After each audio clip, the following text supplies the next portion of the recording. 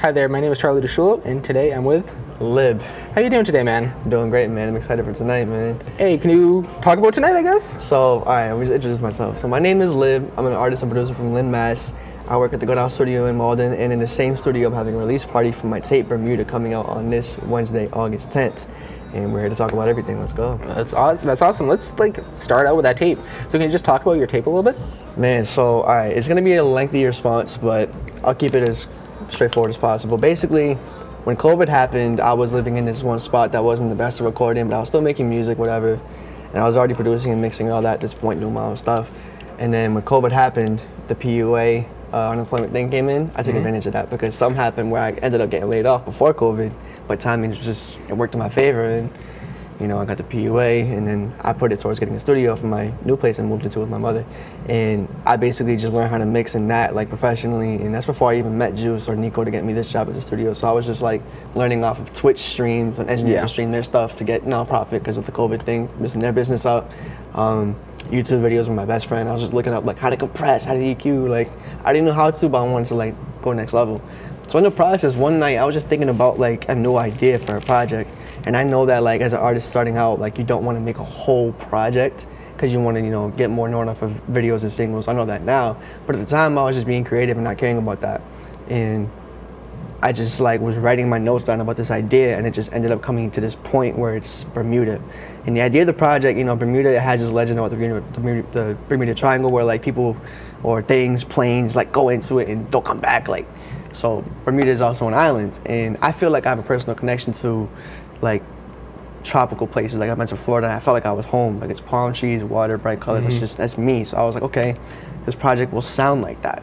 But then I made it into a flip where like, you know, it's this paradise, this physical landscape of paradise, but there's a triangle. Don't forget that. So, you know, you get into this place that's beautiful, it sucks you in, you don't come back.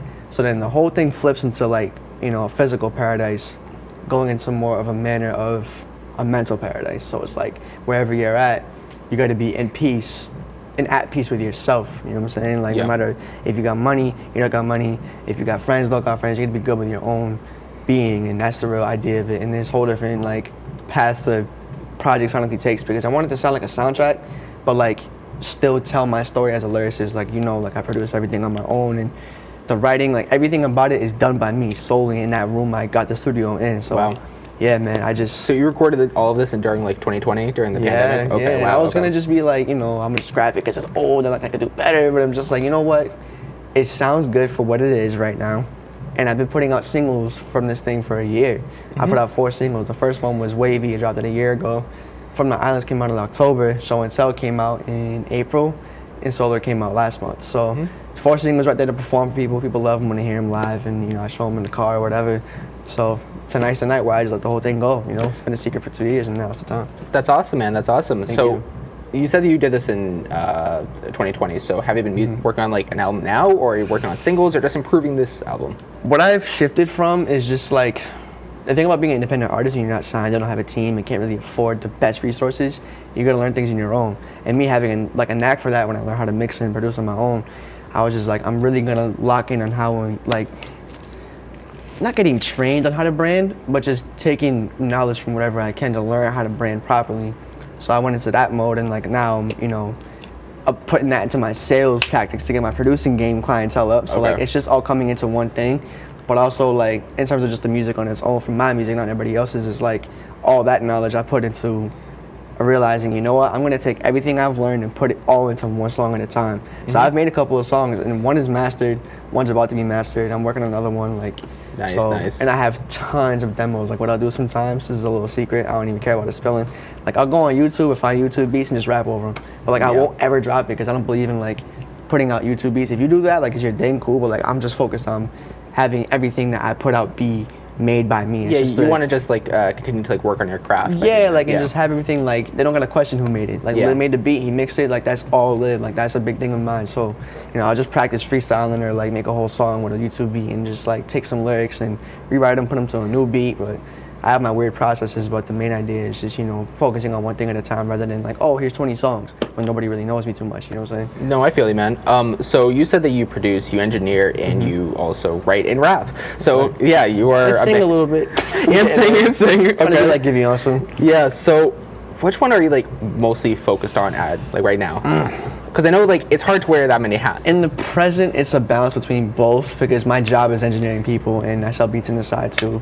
I just made a BeatStars, I put it on my website. Like there's a whole thing where I can get into about promoting that and getting that known, but that's just about like meeting people and promoting yourself and all that. But I like to brand myself in a way where it's like when you, like, not to compare myself to anybody who already made it, but just to give an example so people already know what I'm talking about. Like Kanye, Pharrell, Dr. Dre, like you don't think of them as just singers or just rappers. They've done it all. So like I want that to be how I get known and how I stay known in the future. So right now it's just like it's one day at a time. Like I'll plan out my week or my month. Like I got this show, I got that show to perform at. Cool. Get fans, maybe get clientele to other artists. Cool. And then from that point, like if I'm in the studio, I'm like, all right, I'm in producer mode. Like I'm able to step in and out of each, and sometimes go into both. Like sometimes I'll make a beat in front of somebody, engineer their part, record it, and go do a feature in front of them. Yeah. Like that's just. I'm blessed with the gift of doing different things. Do you freestyle or do you write? Depends. Which do you prefer? That's a tough question. Which comes easier to you, rather? I usually freestyle more because the beats I hear, the people that want me to feature on, or like I just make. Yeah. It's in the moment. It's just like I got something to say. Okay, cool. And I don't really freestyle like in one take. That's not my thing. I'm more of like a perfectionist. So like as I'm rapping, I'll be like, okay, I said this the right way or the wrong way. So I can't just go to the next line. So I'll punch it in sometimes. Sometimes I get a 4-bar phrase out like that, and it's clean. But when I write, it's just because like I want to really prepare the proper message, like certain metaphors or certain themes or certain worlds to build. I feel like freestyle is more of like just you speaking from a raw point of view, but if you want to tell a certain story and a certain theme, writing is the better way to go. So it's situational, but the whole project you hear tonight is written because I couldn't freestyle too much back then. But like this year I met new people in the Boston scene and they was like, oh, I want features from this and that person. I was one of those people and boom, freestyling came in. So speaking of the Boston music scene, what are your thoughts on it? So much talent, first of all. I'm gonna tell the good and bad things I see. Yep. I've been like a local rapper for a while, but this is my first year like really meeting people in it from shows and all that. But there's a pattern I see where I'll tell this bad part before I get to the good part, because the good part, like, so much talent. Not taking that away from anybody at all. But I feel like there's a crabs in a bucket mentality where like people are afraid to let anybody surpass them. Like I'm the kind of person, I have my own dreams and ambitions to be like, yay, Pharrell, like I told you. But like at the same time, if somebody that I know blows up before me, I'm pushing them to go further. Especially from a homeboy, like I'm not gonna be like, oh, I'm not gonna gatekeep fame or like clout. It's like not my place. If you want to go and feed yourself and feed your family, you don't even gotta feed me. Just know who I am. Don't forget me. Is all I ask. You don't gotta like bring me to every tour you do. Like I love to come, of course, but like I just feel like people don't have that like selflessness in them. You're gonna balance selfishness and selflessness in general in life. Like you're gonna know when to take and when to give. People don't really do that here. People are really like, I see a lot of ego. I see a lot of like clickiness too. I agree. So I just stay in my own lane. Like, and something else I see is like professional situations getting mixed up with personal situations where like, it just gets out of hand. So I do want to see the city come like together more and collaborate more, and not be like, this passive aggressive secret thing. Because something else I noticed too is like there's individuals that might not like a certain individual, and it won't be like a whole group against one person because of that. But it's just like people talk.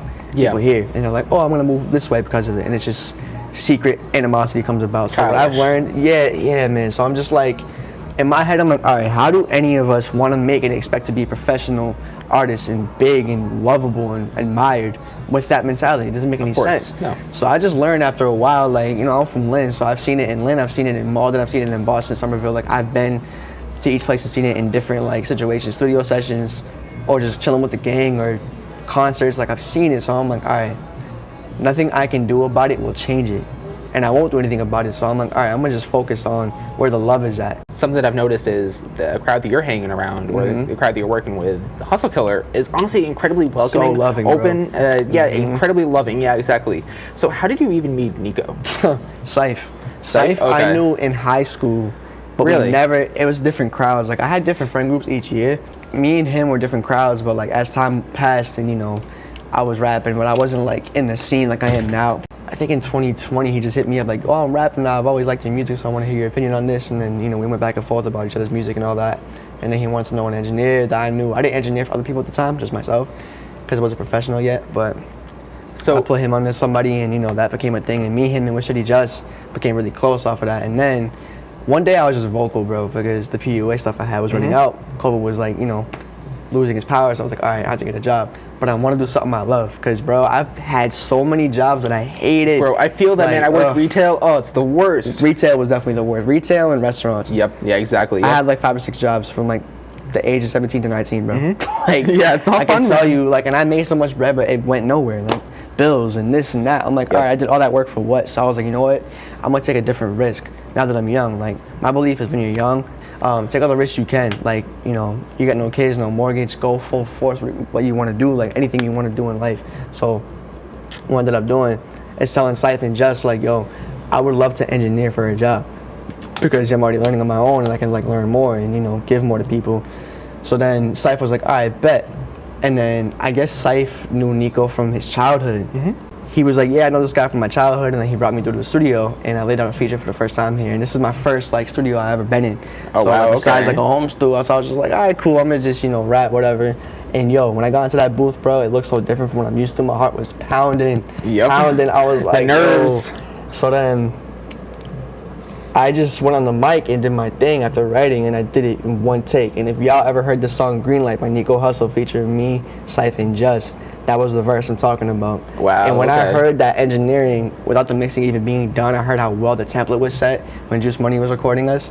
And I was just like, bro, this is crazy. So then I was gonna tell Nico, who I never met at this time until that moment, I was like, I want an intern here, right? I was gonna go say that, but then Siph is so real, bro. He already told him for me.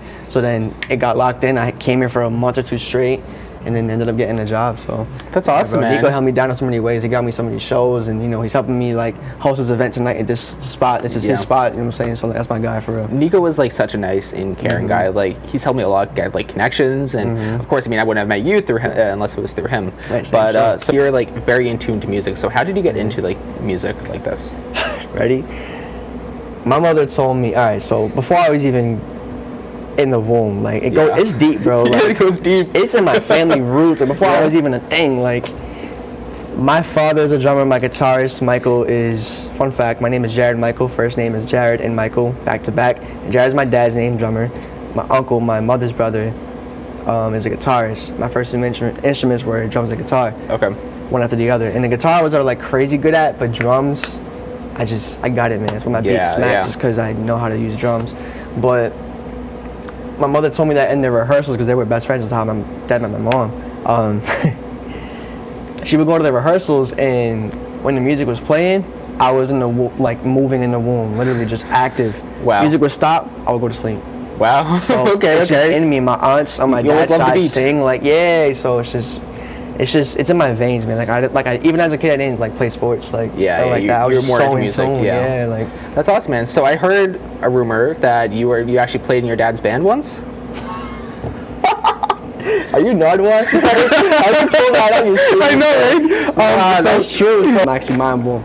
Okay. Thank you. So that is true. I was 11 years old, did one show with them. But like I said, people go separate ways. I was a kid. They were older. They had their own things. I had my own things as a kid. Like, things went differently. So that's how it really went. But it's a true story. It's not a rumor at all. Nice, man. Nice. True.